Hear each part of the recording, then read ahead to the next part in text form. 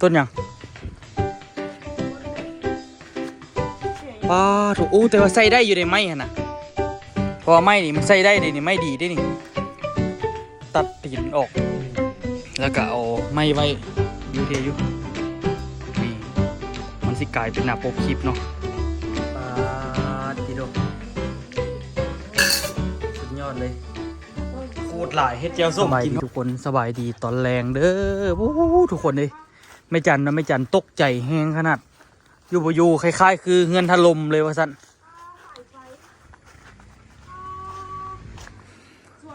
งาไม่ดูหักทุกคนหักปังแห้งป้าต้นบักนาวค่อยต้นนี้จะมุ้นเลยต้นยังต้นนึงป้าถูกอู้แต่ว่าใส่ได้อยู่ในไม้ฮะนะงามันเท่าน่ะได้เหรอเป็นยังสิบ่ได้ได้หมดอันนี้เนาะให้นะคนเลื่อยมันเลื่อยไม่ดูโอ้งาใหญ่ขนาดโอ้มันลิทุกคนเลยงามันลิเอางามนี่สิงามมันอยู่ต่ำๆนี่สะบอกว่านี่ทุกคนงาตัวนี้มันลิจากนี่ปาดโถกลายเป็นว่านะอันนี้บ่ได้เลยต้นมะนาวล่มไปอันหนึ่งต้นผักต้นหอมแต่ว่าต้องให้คนมาเลื่อยนี่นะเพราะว่าไม้นี่มันใส่ได้เลยนี่ไม้ดีได้นี่ตัดตีนออกแล้วก็เอาไม้ไว้ฮะมื้อนี้เขาสิเฮ็ดเมนูเด็ดทุกคนเนาะแต่ว่ามาเบิ่งอันนี้ก่อนมันหักทับส่วนเนาะทุกคนแม่จันว่าโชคดีขนาดแม่จันว่าปกติแม่จันมาเฮ็ดสวนแต่ว่ามื้อนี้แม่จันบ่ได้มาแต่ก็โชคดีไปอีกอย่างหนึ่งมันบ่ล้มทับตูบนี่โอ้ยเป็นเรื่องใหญ่ได้นี่ว้ายอย่างปลาขาส่วนผักเขาเบิ่งอันนี้กับกำลังสีนั่นฮะเป็นยังเบิ่งอันนี้มันโดนถึกต้นมะนาวในหนึ่งแต่ก็มีต้นหักเนี่ยแต่ก็บ่เป็นอย่างดอกทุกคนต้นมะนาวซ้ำนี่พอได้อยู่สิได้มาตัดสิได้มาบรบัดออกป้าสิดูไม่จันว่าไม่จันตกใจขนาดไม่จันว่าคิดว่านะเงินถล่มบสันดิตอนมันล่มปึ้งมันนึงคือสิแหงขนาดลำใหญ่แล้วนะดิทุกคนคันชิวานี่กะมันกะรับน้ำหนักหลายเนาะทุกคนงานี่ไม่ดูนี่มีราคาก็ทุกคน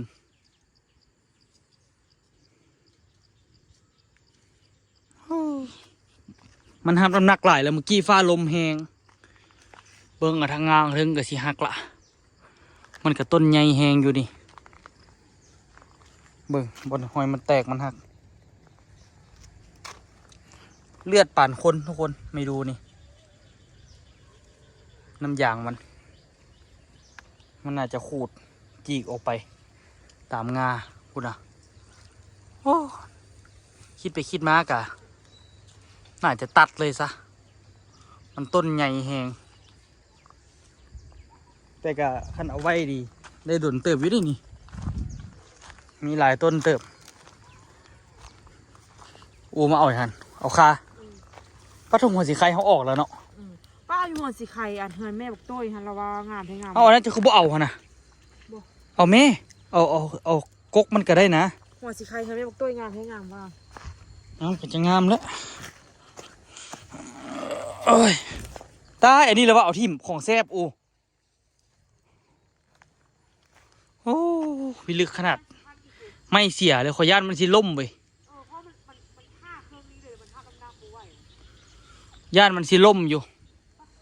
ลมมันแหงพูดอ่ะทุกคนแหงได้แหงว่าเมืองของแซบโอทิมงึดขนาดจักสิจังได้แหละอันนี้เพิ่มเบียกอีกแล้วนี่โชคดีมันโบล่มใส่ตู้เผาโอโชคดีเอาให้เอาว่าในความโชคให้กับมีความโชคดีอยู่ มื่อกี้ตัวออกไปซื้อนะบานประตูปองเยี่ยมทุกคนก็เลยนะบ่ได้อยู่แม่จันอยู่เฮือนพอจอยหน้าเสียอยู่ผู้ใดก็ได้แม่จันก็หน้าเสียอยู่โอ้โหเสียจังไดตกใจแห้งแม่จันว่ามันหากล้มเมื่อกี้นี่แหละเมื่อกี้ล้มบังแห้งแต่ก็เสียวอยู่เลยทุกคนเสียวต้นไม้ต้นนี้ย่านแบบว่ามันหักไปครึ่งหนึงแล้วย่านมันเสียหับน้ำหนักบ่ไหว บ่คือน้ำเขา น้ำเข้าอ่ะ อันนี้ หัวมันบ่ โอ้เจ้า เซ็ตปะนี่อุคำเฮ็ดเซ็ต มื้อหน้าก็ค่อยสิแปลงให้ดี คุณพ่อบ่น้ำนี่ ๆยามก่อนโอ้ยมื้อนี้เฮามีเมนูเด็ดนะทุกคนเนาะตัวว่าสิตัวกับอูไปซื้อเครื่องมาได้ใส่ทุกคนเนาะได้ใส่ในเครื่องในเฮาสิไปเฮ็ดข้าวปุ้นน้ำแจ่วกินอุบิเหตุทุกคนเนาะกินพร้อมอุบิเหตุช่วงนี้โอ้เดี๋ยวให้อูเกี่ยมเครื่องเกี่ยมของแล้วจะมาเบิ่งน้ำกันทุกคนเนาะเฮ็ดคักอยู่ ต้มบ่เนี่ยเนาะ หมดเลยว่ะ หลายด้วยว่ะ เอาต้มบนรถคันว่าเหลือเขาเอาไว้เฮ็ดอันนั้นอันนั้นก็ได้เมี่ยงกับเขาเอิ้น ต้มแซ่บ ต้มแซ่บก็ได้อยู่หรือว่าอันน่ะต้มอันนั้นน่ะ ต้มซั่วนะไข่ประตูออกดีๆไหมไข่พวกเยี่ยมออกดีๆแสงบ่เข้าไปตายสิกลายเป็นบ่ถ่ายคลิปไปซื้อบนนี้ก็ได้เพราะว่า พาเข้าไปอยู่คุณ ตูบมันมาลมมันก็มาไม่ใช่พาเข้า คุณ โอ้แท้ๆเนาะฟ้าลม ทุกคนเลยลมแห้งอีหลีนี่ทุกคนเข้าไปช้อปปิ้งซื้อบานประตูบานปองเยี่ยมมาเนาะกับปูกับพอสดมาโอ้หนักหน่วงซื้อสมีหมดเงินไป5 ล้านกีบถ้วนเนาะทุกคนเนาะหรือว่าเป็นเงินประมาณ9,000 กว่า9,000 กว่าบาท9,000 กว่าบาทนี่ก็5 ล้านกับประมาณ$200 ปลายอีกเนาะซื้อไปก็คือว่าอะไรทุกคนเนาะของมันต้องซื้อบ่ได้เนาะโดยว่าห้านนี่งบนี่น่าจะประมาณ150 ล้าน200 ล้านห้านนี่นะโชคดีที่เราเฮ็ดเองได้นี่คณะบ่เฮ็ดเองนี่ค่าสร้างไปนี่ตัวว่าซ้ำตัวเฮ็ดนี่ต้องมีแหละประมาณ10 ปลายล้าน20 ล้านอันนี้เราเฮ็ดเองเนาะทุกคนเฮ็ดเองทุกอย่างก็เลยแบบว่าบ่ได้เสียค่าสร้างแล้วก็หมดเงินไปตอนนี้ก็อาจจะประมาณ40 ปลายล้านโดยไล่เฉลี่ยไว้แล้วเด้ประมาณ40 ปลายล้านนี่แหละแต่ว่าตัวกำนันจะหมดอีกอยู่ซื้อหาเงินซื้ออะลูซิ่งเนาะทุกคนมีแผ่นอะลูซิ่งแต่ว่าโชคดีที่แบบว่าโครงมันเขาเอาโครงไม้ออกมาจากสวนกันบอกออกมาจากสวนนี่โครงอ่ะนะโครงเล็กนี่น่าจะประมาณ40 ล้าน50 ล้านอีกเนาะก็สิหมดประมาณ200 ปลายล้านไอ้ท่านนี่เนาะอันนี้นี่ก็ในความโชคดีเขามีโครงไม้เก่าที่แม่ซุกเอาให้ที่จริงข้อไกลเป็นของแม่ซุกเด้แต่ว่าแม่ซุกเอาให้เนาะก็เลยแบบไปขนเอาเรากับบูฮู้ซีอย่างแน่เนาะเอาดีกว่าให้เขาเจ้ารักเวลาแผ่นสังกะสีบางทีนี่ก็ตัวที่เป็นเมี่ยนดีๆเนาะคันว่าในสุกเรามีเนื้อไส้ก็เกี่ยวเป็นให้เราคันว่ามีเนื้อไส้กับบัวอย่างเดียวเนาะฮะ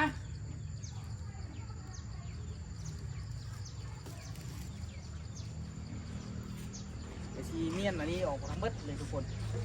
เมี่ยนไปไว้แจกเนาะ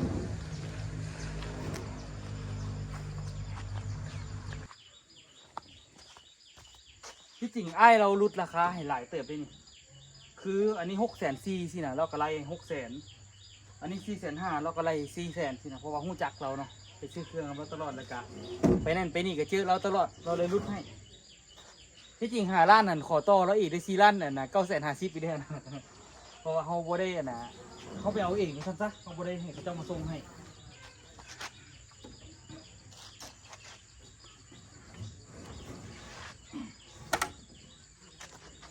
กะคณะบบเปียหวยโอ้โหแถวนี้แตกเบิดตอนนั้นพอสดเลือกให้เลือกว่าคันบบเปียหวยนี่จ้างกะซื้อบ่ได้โอ้ว่าตัวเปียหวย2 มือเปียหวยนี่ก็ช่วยชีวิตได้ยี่หลีได้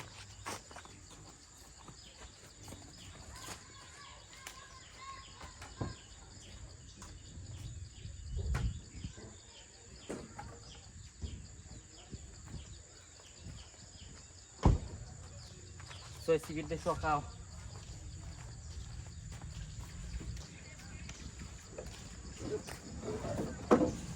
แต่อันนี้นี่ก็ซื้อไว้แสนกีบนะทุกคน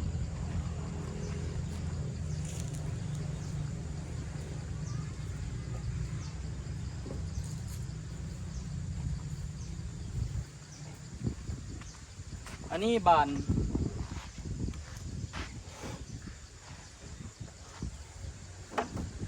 วัน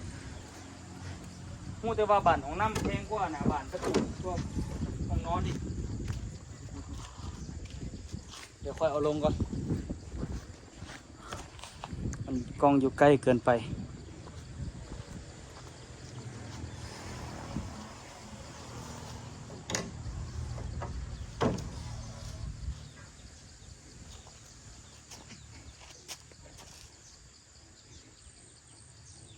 ก็จะจ่ายไว้เรียบร้อยเนาะ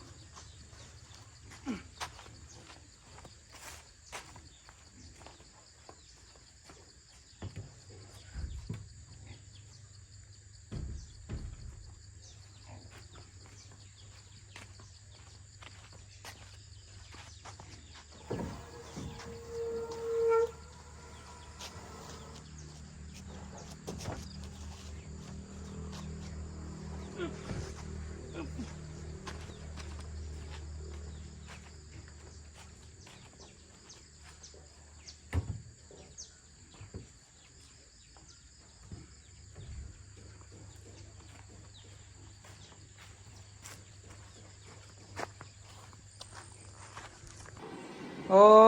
ยได้ยังกินเนาะน้องอูนี่เหรอ ได้เครื่องในเอาหัวข้าวหัวสีไข่ลงไปกับต้มกันนะทุกคนนะ เอามาได้หูรู้จากบาท ฮะอ่ะเดี๋ยว ได้หู อ๋อเกลือกับมืดเอาไปล้างไส้มืด เดี๋ยวนี้น้องอูเริ่มสิโบนบ้านละเริ่มโบมักเตาดังไฟแล้วเดี๋ยวดิ ไม่มากเตาดังไฟมันฟ้าลมตลอดนะตัวแรงมานะให้พวกบอกเอาไปถ่ายนอกไป นี่ก็ได้นี่ก็ได้โอเคบุเท่วะ มันต้องไปจับข้างนอกคือลุงเด่นนะ คือลุงเด่นเหรอคือคนอื่นก็บ่ได้ในรอบนี้นะเจ้าสิจับเอาวะว้าเถอะ ถ้าเป็นลุงเด่นต้องนะ เมนูใส่โอ้จับเอามืออันหนึงจับนี่ไงเกี่ยวเนี่ยโอเทอยู่เทอยู่นี่มันสิกลายเป็นหน้าปกคลิปเนาะวายเสร็จกล้องก่อนโอเคแล้วเนาะ โอเค ไปได้ภาพคือลุงเด่นแล้วบอก ป้าเราถูก เฮือนกับพี่แต่เฮือนนั่นทุกคนกำลังแบบนั้นมีแต่เฮือนเก่าอันนี้เป็นอย่างน้องอู เป็นกระเพาะลำไส้ กระเพาะว่านี่แซ่บคนหมูเด้อทุกคนเด้อตัวมักอันนี้นี่กินมันกึด อัน ดี นี้ดิอีส ตับ ภาษาอังกฤษว่าอะไรวะ หึ ลีเวอร์อะ เดี๋ยวเอาภาษาอังกฤษเลยภาษาลาวอีกบ่รอดแล้วดิ เสื้ออันนี้แม่นไส้แก้ ล่างดีแล้ววะ ร้านดีแล้วใส่ใบหัว อันนี้นี่ค่อยเห็นค่อยว่ามันแซ่บก่อ แม่น แล้วเอาไปปิ้งกินบักกับแซ่บเป็นอย่างคนคือขายถูกป่ะอยู่เวียงกระถูกอีกเด้อันนี้นี่ต้มเข้าไปเลยทุกคน ต้มไปเปื่อย เฮ็ดข้าวปุ้นกินคักๆเนาะมื้อนี้เนาะนี่ต้ม ข้าวปุ้นก็ซื้อมาเฮียพอย โอเคจะเป็นนัวแล้ววะ ใส่โรด โอ้โหคือเบิดปุกเลยน้องอู ล้างก็ล้าง คันมันยังเหลืออีกคันยังมีอีกก็สิใส่อีกเด้อเดี๋ยวต้มก่อนนะทุกคนเนาะ เดี๋ยวนั่นเนาะไปเก็บผัก ทุกคนตอนนี้นิกามาเก็บผักเนาะเบิ่งพอสดมาตัดกิ่งไม้ออกได้ละตัดกิ่งไม้ออกนะเพราะว่ามันน่ะต่ำก้มบักนาวแล้วก็บ่มีทางยางเนาะพอสดเลยเอาผ้ามาซับออกให้เอาดอกไฟเหลืองมาให้ค่อยอยู่ว่ะ ลืมไอ้งอกก็ลืมกลับเอาไปงอก เอาไฟเหลืองเขาเด้อผักเขากะมีผักหอมลาบแล้วก็ผักอันนี้เลยทุกคนเนาะผสมปนเปกันไปแล้วว่า ปอมหอมบัวอันนี้ที่เอาไปซอยไส้ซอยแบบ สิมืดแล้วทุกคนเมืองฟ้ามื้อนี้ก็มืดครึ้มเนาะ ฝนตกแน่นอน โอ้แต่ว่าเฮ็ดเวียกนี่คัก มื้อนี้บ่ฮ้อนแฮงจริงมื้อนี้ โอ้ฮ้อนกว่าตอนสวยนี่เกือบตาย นั่นน่ะ ตอนข่อยมัดเล็กอันนะฮะ กินขนาด ข่อยฮ้อนแท้ฮ้อนว่ะ ไปเอามา สิเลียวเอาซื้อๆเนาะ ไปนั่นก็อันไหนก็บ่ให้เขาเฮ็ดอันไหนก็บ่ให้เขาเฮ็ด เอาค่อย คือขนาด เราจะเอาเฮ็ดบ่เป็นเนาะเอาเฮ็ดไปกลับก่อนตัว ข่อยก็เฮ็ดบ่เป็น แต่ว่าก็ต้องเรียนรู้เนาะ โอ้ยมันก็บ่พอหนามือดอกอูคำเอ้ยอันไหนพอเฮ็ดก็เฮ็ดเอาแล้วเนาะอันไหนก็สิไปจ้างเขาข่อยว่าค่าจ้างกันต้องมีแหละ10-20ล้านข่อยว่านะเบิ่งแม่10-20บ่นะค่าจ้างเขาเฮ็ดเมื่อกี้นี่นะ โอ้มีแฮก็ ค่าเขาเฮ็ดอันน่ะก็อันนั้นก็เขาเอาเท่าใดแมทเท่าใดสิได้ ของไอซีฮันในน้อยๆสมาหันน่ะค่าจ้างเขาเอา9 ล้าน นี่ อันบ่ได้เฮ็ดแต่อัน คือเขาก็ขึ้นมาเสื้อดีขนาดให้เท่ากันน่ะ อืม ขนาดของเขาไม่เยอะเก้า ของเฮานี่สิเท่าใดหั่น เจ้านี่เท่านั้น นี่อันใดคันข่อยบ่เฮ็ดเอานี่แฮงเสียเงินหลายเพราะนั้นว่าอันใดก็บ่ให้ข่อยเฮ็ดให้ว่าซั่นเด้หน้าบิดหน้างอว่าซั่นเด้ พยานจะเฮ็ดบ่เป็นเนาะ โอ้ยเห็นบ่ต่อเสาฮะพอได้อยู่ติ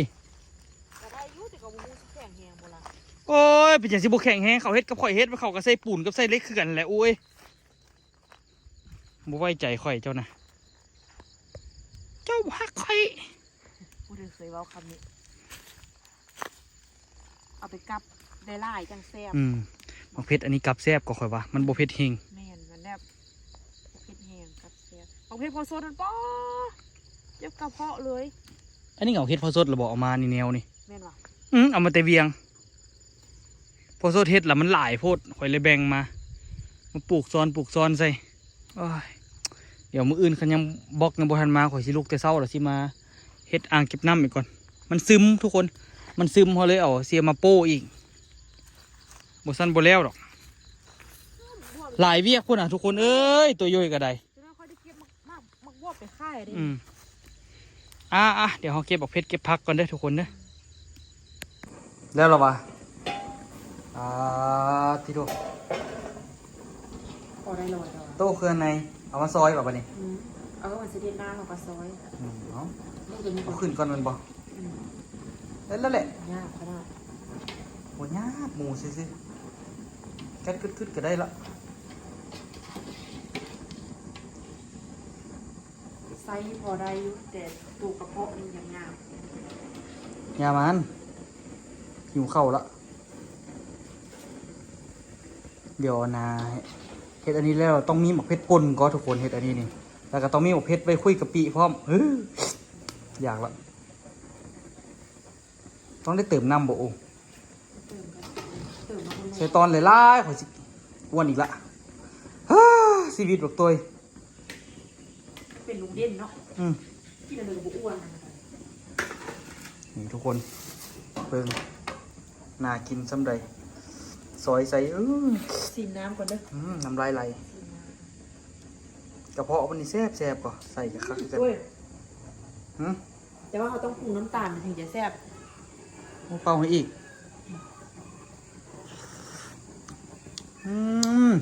เค็มได้เค็มป่ะ เติมน้ำบ่ เติมน้ มาเด้อทุกคนเด้อไปอยากกินนะข้าวปุ้นน้ำแจ่วน้ำกัน ำให้ซุปมากสุดเลยนี่ มีสุกบักมักก่อเป็นแต่จ้ำแจ่วส้มขนาดเนาะ เนาะ เฮ็ดแจ่วส้มน้ำส้ม ดาวเฮ็ดเจียวต้มอันนี้ไปเปื่อยเลยเฮ็ดเจียวส้ม ถึกเนาะ อืม เอามาให้ขอซีมดูใส่ปากขอยดูอันหนึงบุเป่าก็ได้ ฮ้อนไหม ยามัน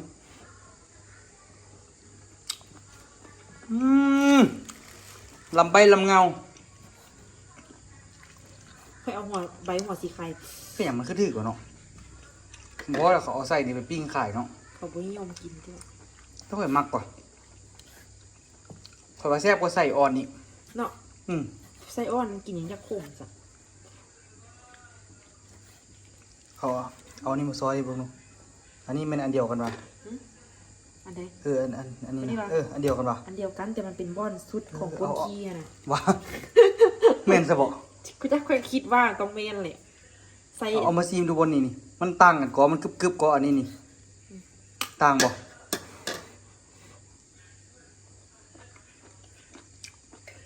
แซ่บขนาดอุ้ม แม่นบอก โคตรแซ่บเลย เป็นอย่างคนโมมักกินวะแซ่บว่ะ โอ้โห ใช่พอดีแซ่บกว่าซีนอีกกว่าวะ แม่นแล้ววะ รื่องในเซลล์กระซี โอ้ยกับแซ่บทุกคนเลยจะไปเฮ็ดเกียนายกินข้าวปุ้นนำกันเด้อ เดี๋ยวค่อยซอยนี่ก่อน นี่มีตับอีก ซอยนี่ก็มัน แล้วก็มีกระเพาะอีก มันกับบริเข้มเลย ยังสิเครื่องยังปลาติโด ลงแป้งไว้โดย สุดยอดเลย มาต้น โคตรหลายเฮ็ดแจ่วส้มกินพร้อม ไปใครเนี่ย ไปกินก่อนมาเด้อทุกคนเด้อกินข้าวนำกันเด้อไม่ได้ไม่จัดซื้อเลข พกไม่น่า ฟันดีเหรอไม่จัดเดี๋ยวคอยใส่เอาเด้ออ่ะในฐานะที่คนอ้วนที่สุดเอาถ้วยใหญ่ซะเอาข้าวปุ้นจับหนึ่งเอานี่เนื้อใส่นี่ใส่ข้าวปุ้นน้ำแจ่วอันนี้ตัวเห็ดแจ่วส้มมานำทุกคนตัวเคยกินบ่ อืม ตัวเคยกินบ่ เรียกตัวนี้กับตัวนี้กับคือกันหนักจริงกับตัวนี้เอาไว้พอไปตัวคือหน้าก็มีซ่องหน้าทางหน้า เอ้าเดี๋ยวเอาอย่าเอาอย่าง ลูกอุ่นเงินจะมีเลยเขาเด้อ50,000โอนเข้าบัญชีปิด ทน เนี่ย อืม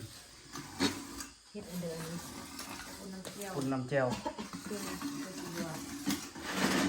เคยแต่ก็สิบ่ฮู้ กูเคยเห็ดอยู่ตัว ตัวที่กินกับอันเดียวลูกเขากินกับอันเดียวให้ใจดีตุ่นนะจิกนี่ซื้อหนังใส่ก้น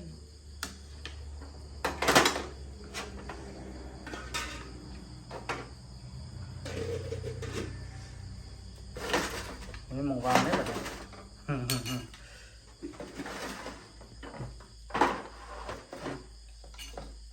กินข้าวน้ำกันเด้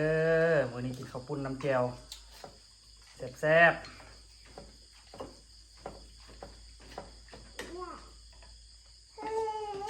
เอาไว้พูดพ่อเลยตัว ๆแนะนำจะอีก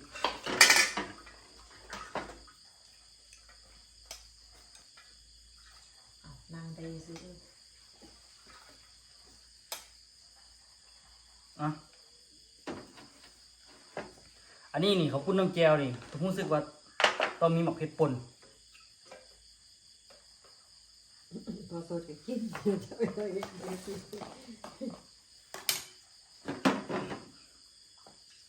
แล้วก็น้ำปลา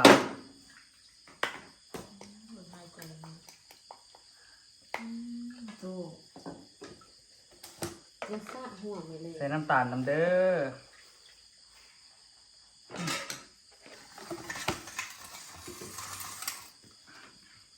น้ำไม่ใจนะ อ่ะฝาด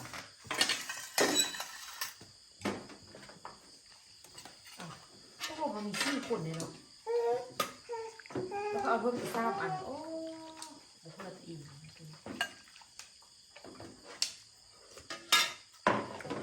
ผักอู่ เลี้ยงแก้วนะคิงนะเลี้ยงคิง แก้วส้มลูก ว่า ไปมาจำนี่กิน คือได้นำแก้ว เอาลงไม่พอเอาอันนั้นลง เอาเครื่องอันนี้เลย เอาอันนั้นลง อืม เอาห้องลง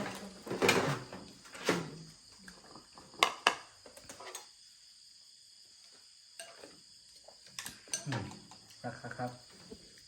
ปลาอีกนิดนึง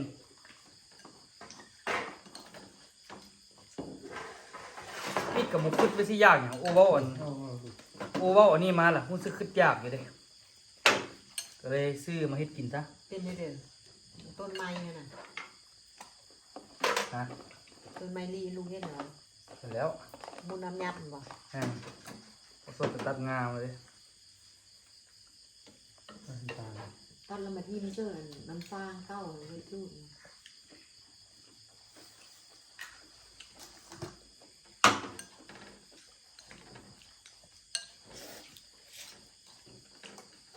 ป้าแม่นี่คือแบบ ก็เป็นอันเดียวแบบ เลยอยู่เสียคุณ ตู้ห้านบงมัดหานกำลังอันนั้น ตอนลูกกำลังไปเห็นปะ อยู่ข้างบนลมอ่ะ ล้ม แต่ตอนนั้นแหละ ก็เป็นตอนเขาอยู่อะนะห้านนั้นเขาซื้อใหม่ เนาะพอแต่ว่าลม ก็ แห เห็ ง น เนาะ อะไรเห็นที่ฝุ่นกุบเป็นบ้านอีก ลมแม่ลมมาเพิ่งสั้นกระซี่ตุ๊กตาตุ๊กตาตุ๊กตามันลุงหว่ำอยู่ฮะนะ โอ้ย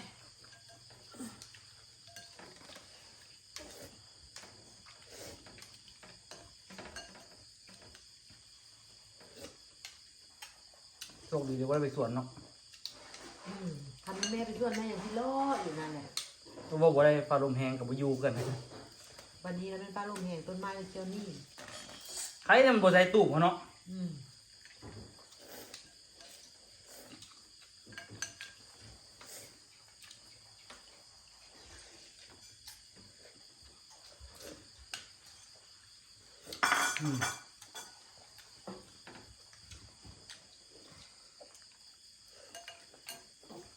ต้องกินใส่จานเอา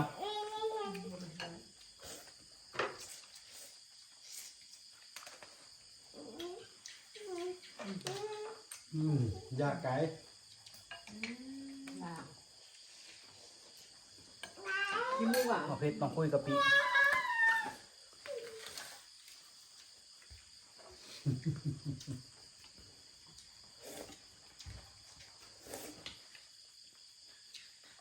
เขาได้เซ็ตไม่เซ็ตตัวบ้านเดียวเนี่ยคือพิมพ์ ส่งได้แล้วค่ะลูกหมอเบิ้งมันเพื่อสู้ดีได้เงินไปดอง เอาเลขมาเลยสิ เลขมาจากงานบุญงานขึ้นเงินมือคุณ ว้าวขึ้นไม่เลย นานสุดเลยว่า โอ้ นี่เลยแม่ใช่ดีกว่า แม่เพิ่มตั้งแต่เพชรน้อยเหี่ยวนั้นป่าเนี่ยก็ไปเชื่อคดีละ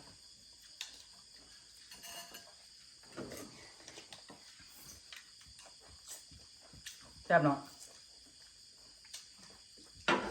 จะสู้มากสู้ๆเลย แล้วน้ำเตรียมมันก็ลูกกินเลยนะโอ้ยแหละทางขึ้นทางลงคือกัน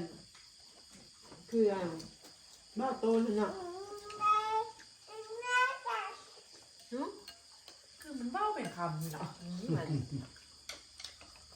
ตูลา เอากระเพาะไม่แซ่บเหรอน่ะกระเพาะนี่เนาะ ยืน หรือเปล่ากระเพาะ ยางมาว่าถึงแป้งถึงแป้งเขาเป็น เอาเลย เขาจะมีกับบุญยังนั่นเด้อแล้วลูกเมียนเขาตู้เย็นเขากินเฮ็ดเวลาแบบจะพาละทีมาลา บางทีเนี่ยบางทีเห็นดูขึ้นลุ่มขึ้นเถิงดู เขาว่าแบบลงมาลงดิขึ้นก็ได้ขึ้นหรอกคนกินครับ ใช่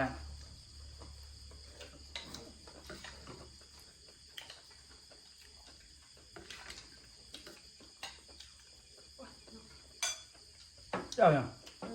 เอาไส้มาตับเอาเอาพอ เอเน่มากินตับ แม่กัน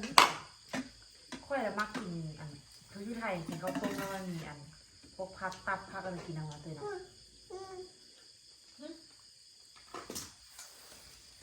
มากินไส้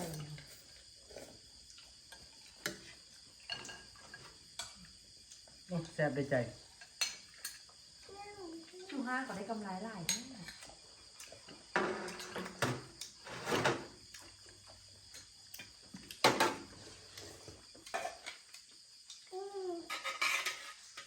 มาซื้อสำนีกับมือเงินแสนปลายมาอุ่นเนาะ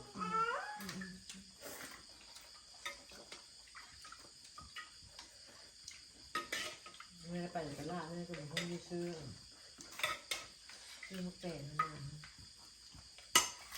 ตลาดมันมีแต่คนจุ่มบริคายเชียว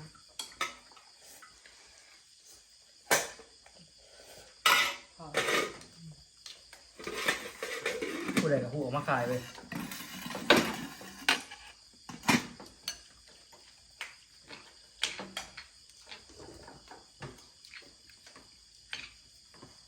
ได้ค่ายเครื่องมาได้เศร้าเลยเนาะ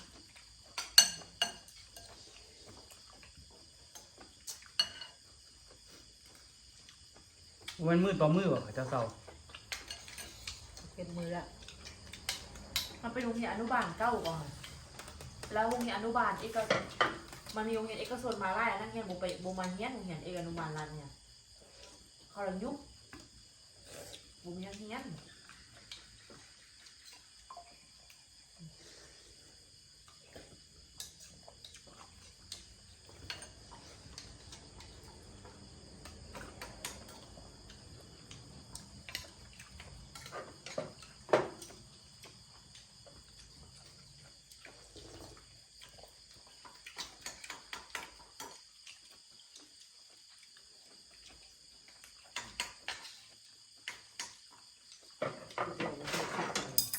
ฮะ ก็สู้ไป เป็นไรเนี่ย ไปไกลแล้วมา โอ้ไปเลยไปเลย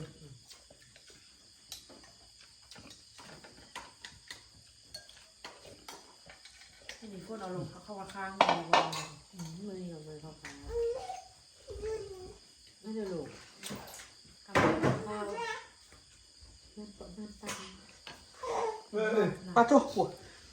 บุ้ยนั่นน่ะฮอดหัว อันเดียว ตั้งกล้องเป็น10 นาทีเห็นแต่ถ้วย